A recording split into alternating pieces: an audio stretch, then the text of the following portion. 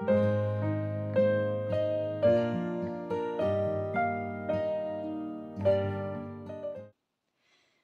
à tous et bienvenue sur ma chaîne Les Arts de Marie. Aujourd'hui je vous propose une petite introduction à une série sur l'utilisation des chutes de papier. Donc l'introduction va s'adresser peut-être un peu plus aux débutants en scrapbooking qui commencent à avoir des chutes de papier, mais toutefois j'espère que chacune et chacun d'entre vous pourra peut-être trouver des petites astuces ou des petites idées, ou tout du moins que ça vous motivera à partager cette aventure avec moi, d'essayer d'utiliser les chutes de papier. Comme vous le savez si vous me suivez depuis un moment, j'ai décidé cette année d'utiliser en priorité mon stock, mes papiers et de redécouvrir un petit peu les outils que j'ai et que je n'utilise pas beaucoup. Donc pour cela, j'ai démarré une série les mardis qui s'appelle les défis du mardi. Et ce que j'aimerais pour les prochaines semaines, c'est vraiment me concentrer sur les chutes de papier. Donc à chaque fois évidemment avec une technique ou un projet différent, mais quand même chaque semaine m'attaquer à l'utilisation des chutes de papier. Donc pour les débutants, qu'est-ce qu'on appelle chute? Ça peut être vraiment beaucoup de choses. Quand vous achetez un papier 30 par 30 ou 15 par 15 ou quelle que soit la taille, une fois que vous avez découpé de quoi faire votre projet, il va vous rester des chutes de différentes formes, de différentes tailles, et que vous pouvez trier, classer de différentes manières. Pour tout ce qui est organisation et tri, j'avais fait une vidéo, donc je vous mettrai le petit i en haut pour que vous puissiez cliquer, et j'essaierai de penser à le vous mettre aussi en barre de description pour ceux qui seraient intéressés de voir la première vidéo que j'avais faite où j'avais vraiment trié tout mon stock de chutes de papier. Toutefois, je vous remontre juste en quelques instants. Vous pouvez avoir donc des petites chutes comme ceci, donc soit de papier uni, soit de papier coloré. Ces papiers-là, donc je les trie moi en fonction des tailles. Donc tout ce qui est bande assez fine, je les mets dans cette pochette. Voilà, donc j'ai une pochette pour les bandes de couleur et une pour le vintage. Je sépare toujours également tout ce qui est Noël, puisque ce sont des créations vraiment à part. Et ensuite, chute de papier, ça peut être tout à fait des grands papiers comme ceux-là, puisque c'était à la base des papiers 30 par 30 dont il me reste des grands morceaux. Et ça peut être des morceaux de toute forme, toute taille, voilà, que je garde dans des paniers. Alors des fois, ça peut être des tout petits morceaux, même encore plus petits que ça, voilà, des vraiment tout petits morceaux. Mais si vous êtes comme moi et que vous scrapez depuis longtemps, on a tendance à les accumuler et à ne pas forcément beaucoup les utiliser parce que c'est vrai que c'est sympa de commencer un nouveau projet avec des nouveaux papiers. Donc pour ma part, j'ai beaucoup de chutes, donc j'ai un panier, j'essaye de vous l'approcher, voilà, avec les grands morceaux. Donc là, ça peut être vraiment des papiers qui sont même plus grands que du 15-15 si les papiers au départ étaient 30 par 30. Voilà, donc j'ai ce grand panier. J'ai le même pour le vintage. Et ensuite, donc les deux paniers que je vous ai montrés, les plus petits morceaux et celui avec les bandes. De la même manière, j'ai un tiroir, des tiroirs à côté de moi pour les chutes de papier, donc de couleur unie. Donc aujourd'hui, pour la première vidéo de cette série, je vais vous donner une ou deux astuces pour utiliser les petits morceaux ou les grands, hein, comme vous le souhaitez, mais en tout cas pour créer des embellissements d'avance.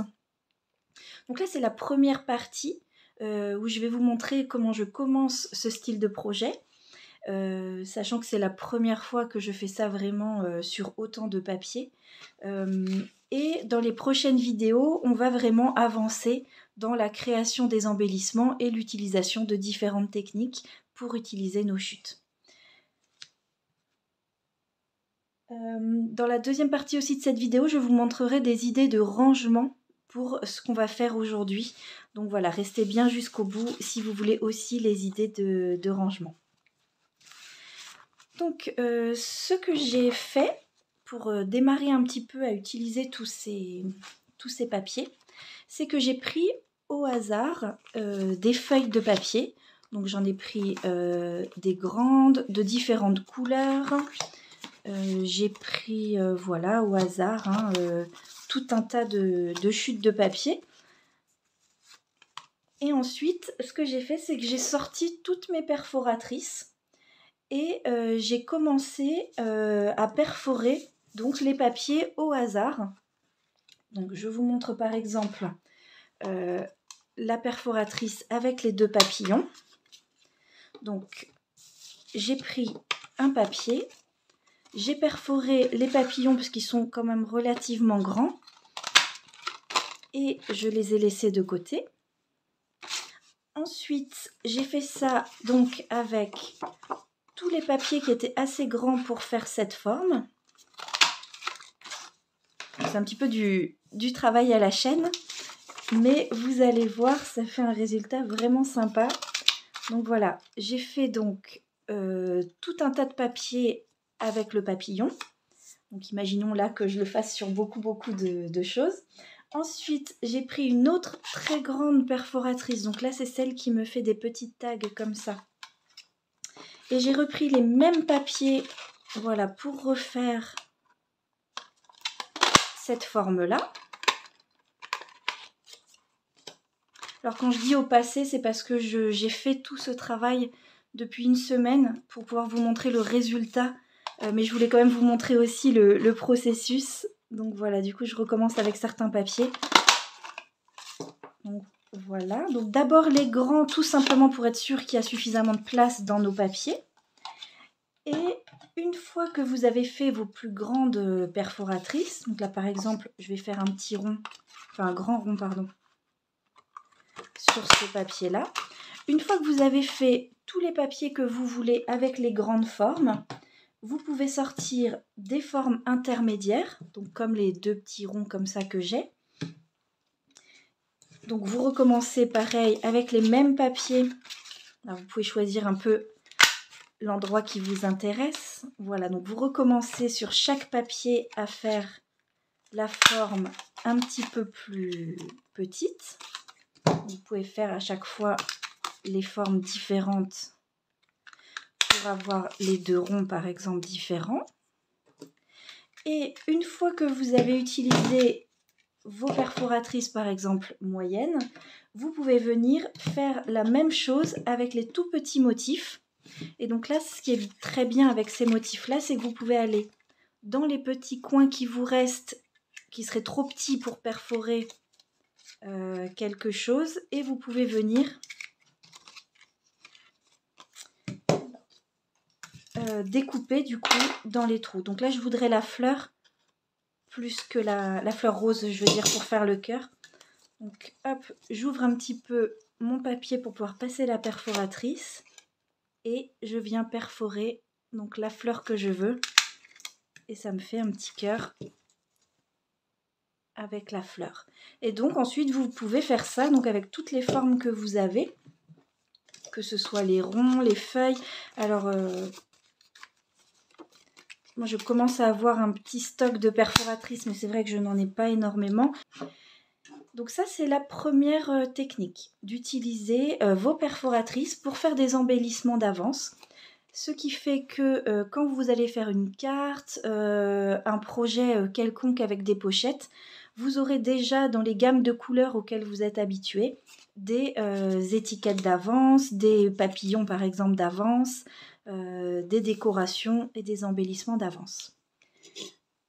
La deuxième chose que vous pouvez faire donc sur la même technique avec les mêmes chutes de papier, c'est de sélectionner dans votre stock, et bien sûr si vous avez une machine de découpe, les dies que vous préférez, les dies que vous utilisez le plus.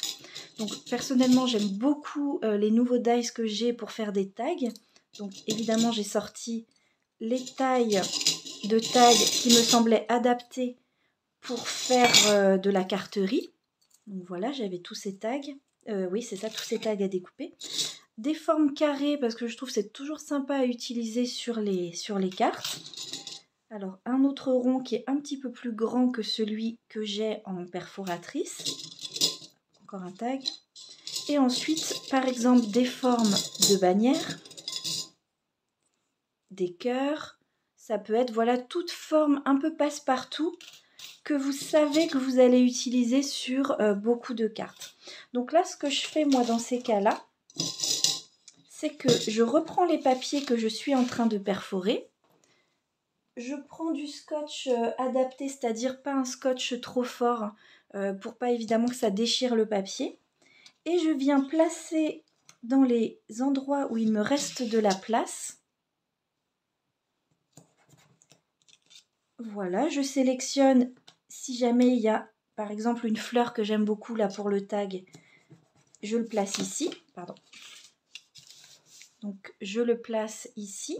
Je vais placer le cœur également, donc alors là peu importe la couleur. Donc voilà, je viens sur toutes mes chutes de papier ou sur des nouvelles, hein, bien évidemment, placer les dies que je veux découper. Donc là, je vous montre.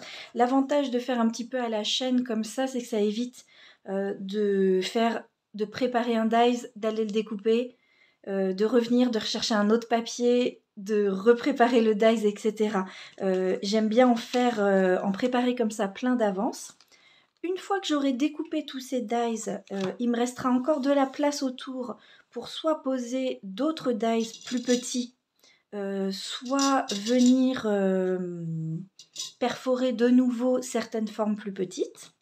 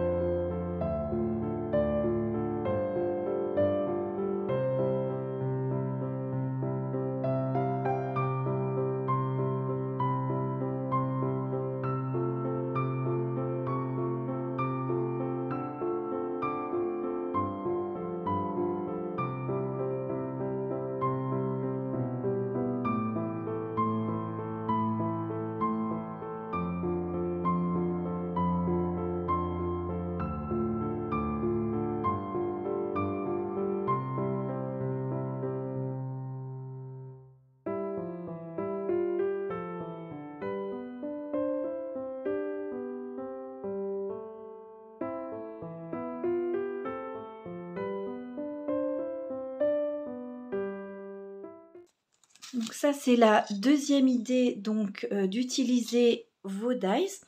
Donc juste pour vous montrer sur la semaine dernière où j'en ai quand même fait beaucoup, voilà le résultat. J'ai gardé tous les restes pour vous montrer la quantité de papier que j'ai utilisé. Et vous voyez bien à chaque fois toutes les formes. Je vais mettre un papier blanc en dessous. Toutes les formes que j'ai découpées. Et donc voilà, sur chaque chute de papier qui me restait, j'ai utilisé le plus possible. Là, vous voyez, maintenant que j'ai le cœur qui est tout petit, je peux même venir en refaire encore un. Je pense dans la petite chute ici. Hop. Donc, vous voyez, voilà, j'ai encore gagné un petit bout. Et vous voyez que ça représente vraiment beaucoup de papiers, ça y est, qui sont utilisés, que je vais pouvoir mettre au recyclage. Mais au moins qui ne sont plus dans mon stock et qui me donnent plein de jolis embellissements pour les prochaines cartes et les prochains projets. Donc ça c'est vraiment une technique que je vous conseille quand, comme moi, vous avez beaucoup de chutes de papier. Ou alors, si vous décidez que vous ne voulez pas accumuler dès le début des chutes de papier, quand vous avez fini une collection et qu'il vous reste juste des petites chutes comme ça, vous pouvez tout à fait tout de suite venir découper avec vos perforatrices ou vos dies des formes pour avoir des embellissements d'avance. Donc tout ça, voilà, ça va aller au recyclage, c'est fini. Donc, autre idée pour les chutes de papier unies. Pour ma part, j'avais acheté il y a quelque temps chez Lidl 2 packs comme ça, donc de 50 feuilles de plein de couleurs différentes.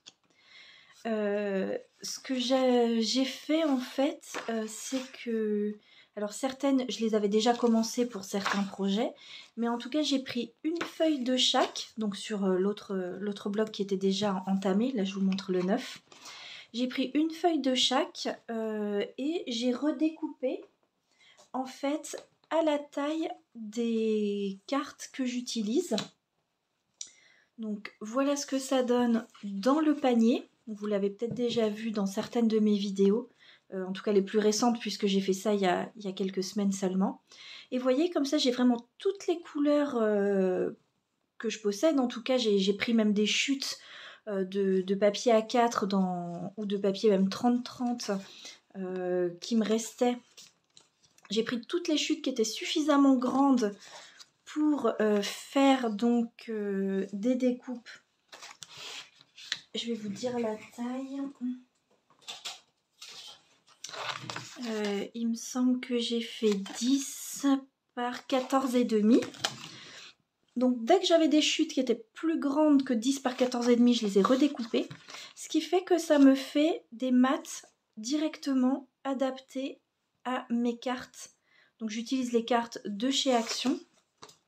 Donc quand je fais un projet, j'ai directement tout un tas de couleurs pour les fonds. Évidemment, je peux venir les redécouper, en refaire d'autres formes, d'autres choses. Et j'ai gardé beaucoup de papier de bien plus grande taille si je veux les utiliser pour d'autres projets. Mais je trouve, moi qui maintenant veux faire beaucoup, enfin quand même pas mal de carterie, c'est très pratique d'avoir toutes les couleurs à portée de main. Donc je les ai sur un petit meuble à côté de moi. Et ce qui fait qu'à chaque fois que j'ai besoin de quelque chose, soit je regarde évidemment dans mes chutes si c'est plus petit, soit je peux prendre voilà, directement la couleur qui m'intéresse et venir la placer en fond de carte comme ceci. Voilà, donc ça c'était juste un aparté. Pour ceux qui font beaucoup de carterie, vous pouvez vous découper certaines choses d'avance pour avoir déjà adapté à vos cartes. Une autre chose que vous pouvez faire, par exemple avec vos papiers neutres, mais ça marche tout à fait aussi avec des papiers colorés, c'est de créer vos propres formes. Alors moi par exemple, une forme que j'aime beaucoup et que j'utilise beaucoup sur les cartes, ça va être de faire des bannières. Donc par exemple, vous pouvez d'avance venir découper votre bannière.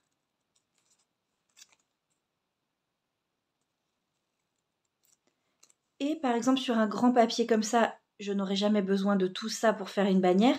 Vous pouvez la prédécouper assez large et au moment où vous faites votre projet, vous pouvez bien sûr venir la raccourcir si ça est nécessaire pour votre projet.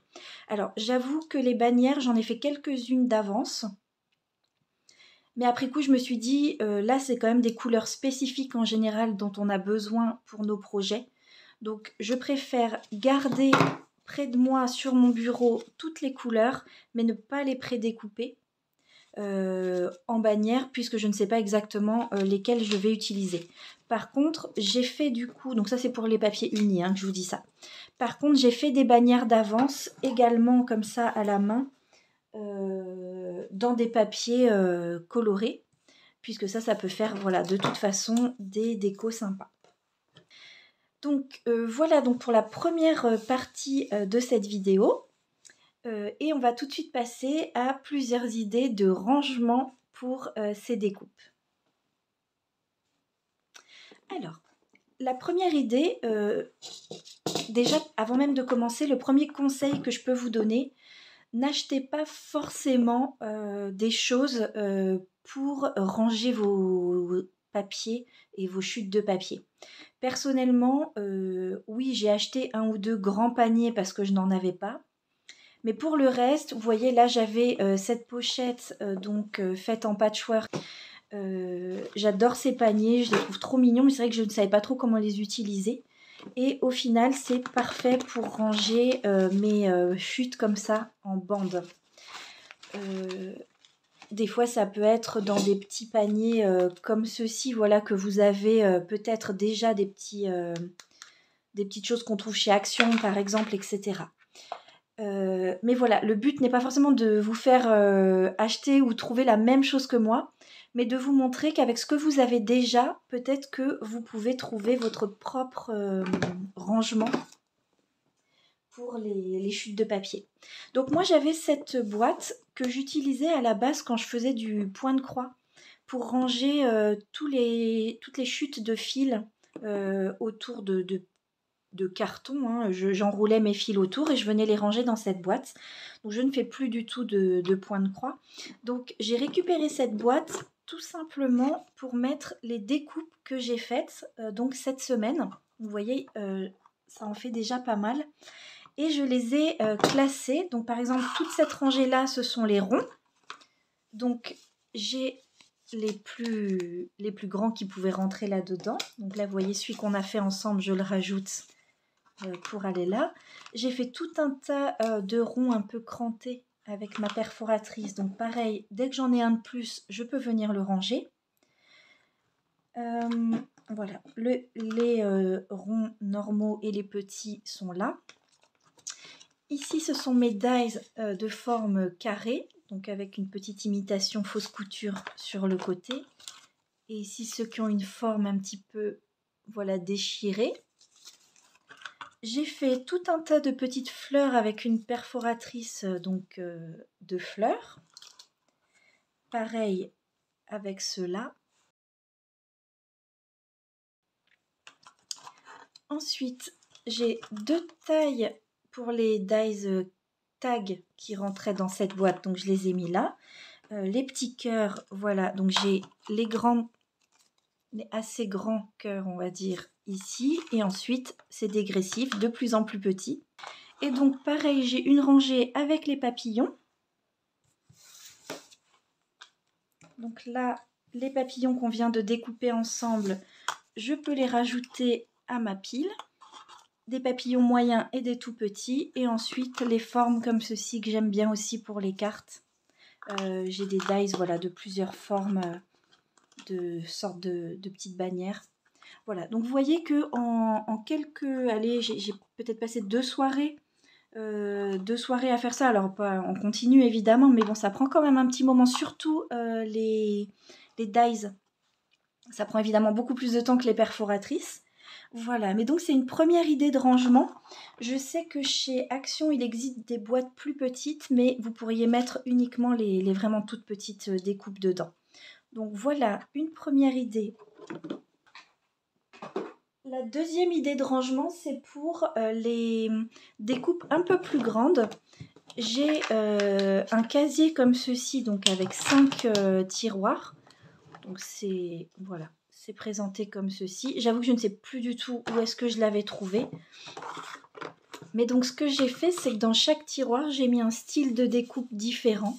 Donc là, ce sont les fameux tags qu'on a redécoupés ensemble. Je vais pouvoir les rajouter également. Donc là, ce sont des tags dies, donc les plus grands et les moyens. Enfin, il y a beaucoup plus grand encore, mais sur les cartes, je trouve que ça fait trop grand. Ensuite, voilà, des plus petits dans les formes encore de tags.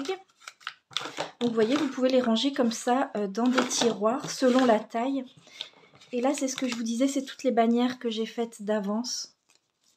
Avant de me dire que peut-être ça, je pouvais quand même les découper au moment de la création pour éviter de faire trop de formes de bannières que peut-être je ne vais pas utiliser. Voilà, sinon une autre idée, vous pouvez utiliser, si vous en avez encore, des albums photos, tout simplement pour mettre les plus grandes découpes dedans.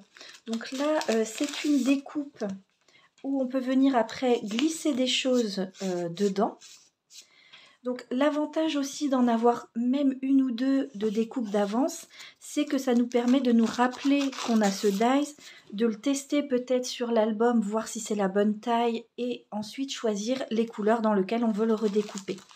Donc là, voilà, c'est pour vous montrer que si vous avez des albums photos comme ça peut tout à fait vous servir de rangement pour vos dies. Donc là, j'en ai mis quelques-uns, voilà, pour vous montrer. Je sais qu'ils en vendent chez Temu, par exemple. Est-ce que je vais le retrouver? Voilà, au moment où je parlais de Temu, pour vous montrer un autre, je me suis rappelé d'autres pochettes aussi où c'était possible. Voilà, j'avais acheté ça chez eux, mais ça doit exister dans d'autres boutiques. Un peu le même principe qu'un album photo, mais vraiment là sans fioriture, tout transparent. Et j'avais mis des stickers moi dedans. Mais on pourrait tout à fait venir y mettre des découpes également. Donc ça, c'est l'idée pour les albums photos. Ensuite, une autre idée, ça peut être d'utiliser les pochettes comme ceci, donc transparentes toujours pour qu'on puisse voir. Donc là, ce serait si vous faites des plus grandes découpes qui ne rentrent pas dans les idées précédentes. Voilà, vous pouvez tout à fait venir mettre vos découpes dans des pochettes comme ceci et les classer après dans un panier ou, ce qui est pratique pour vous, dans un tiroir. Voilà une autre idée. Une autre idée également, j'ai fait un tuto il y a quelque temps pour réaliser des pochettes à soufflet.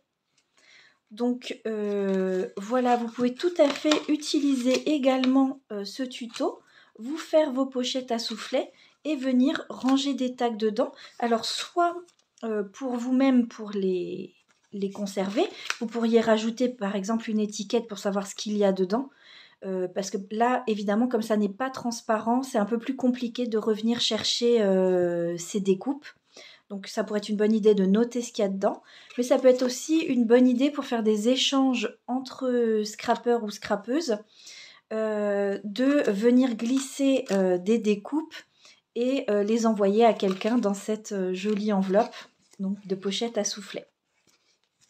Donc ça, pareil, je vais vous mettre en barre d'infos juste un petit i également pour le tuto si vous êtes intéressé pour refaire cette pochette. Il existe tout un tas de pochettes que vous avez peut-être déjà achetées, donc pensez bien que vous pouvez tout réutiliser pour votre scrap. Donc là, je le redis aussi pour les débutants. Ça, c'est une pochette que j'utilisais pour faire le budget, le système des enveloppes budgétaires. Donc voilà, vous pouvez tout à fait réutiliser la pochette pour mettre des découpes dedans. Alors évidemment, moi je ne vais pas utiliser tous les systèmes que je vous montre là, parce que ce serait trop compliqué d'avoir des découpes comme ça un peu partout, mais c'est vraiment pour vous donner des idées et vous montrer que vous pouvez utiliser ce que vous avez déjà dans votre stock. Ou évidemment vous faire plaisir et retourner acheter des choses. Ce que j'aime bien faire également, c'est garder sur mon bureau des petits récipients avec un échantillon de ce que j'ai dans mes stocks.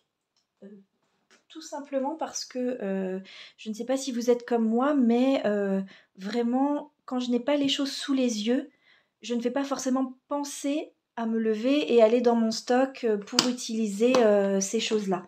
Donc là, ce que je pourrais tout à fait faire, c'est garder un petit récipient avec par exemple une enveloppe, un tag, un carré déstructuré, un rond, etc. Avoir un petit échantillon pour me rappeler de ce que j'ai. Soit je les utilise directement puisque je les ai sous les yeux, soit je retourne chercher dans la boîte un autre coloris. Ça peut vous servir également si vous ne voulez pas les ranger au fur et à mesure. Au fur et à mesure que vous découpez avec vos perforatrices dans votre projet, vous mettez ça dans un petit récipient.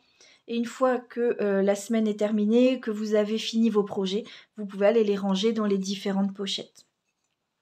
Donc c'est vrai que moi je fais ça pour pas mal de choses sur mon bureau. J'ai par exemple ce petit bol en bois où je mets quelques fleurs. C'est souvent des fleurs que j'ai sorties pour un projet que finalement je n'ai pas utilisé.